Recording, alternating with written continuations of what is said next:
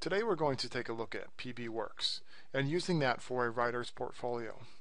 I'm going to assume two things. You've already signed up for an account, and two, you've created your workspace. I've titled mine Room 214 Class. At this point we're going to see a number of things on our front page, but we don't necessarily want them there. I can click Edit. Then I'm going to delete what is here.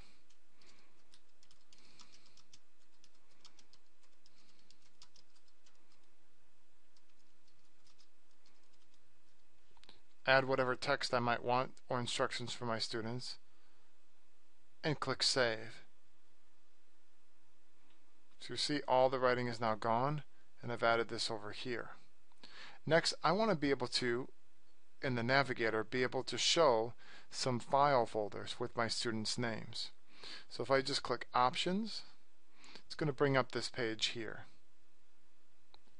At this point I want to go to Folders and Add. Now Tommy has a folder, but you see how this is blue. I want to deselect that. I just click somewhere else, make sure this is not blue, and then add another folder. Hit Enter, and then I've made that folder for Jane. Again, I'm going to deselect somewhere else, add a folder, Enter, and now I've had my folders here so a student could come in and add work. I'm going to go back to my main page by clicking the word wiki in the upper left hand corner.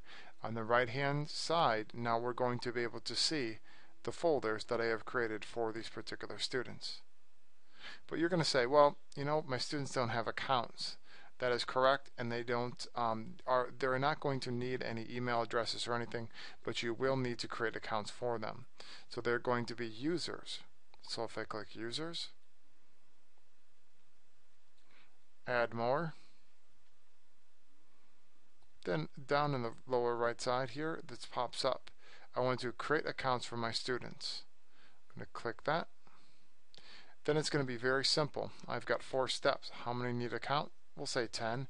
What permission do you want them to have? I would say writer. But do you notice this? It says you're going to need a printer to print out these account information. I'm going to click Continue. And then I can put in the names of my students, and then here's their username and then their password. So you can print this out. In the next step, you can print this out and then give that to the particular student. So I was going to say Colin, Mike.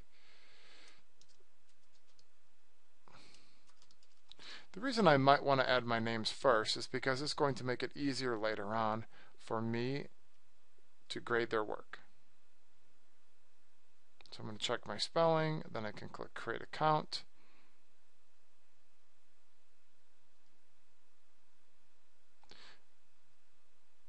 Cancel that real quick, but then this is what will print out.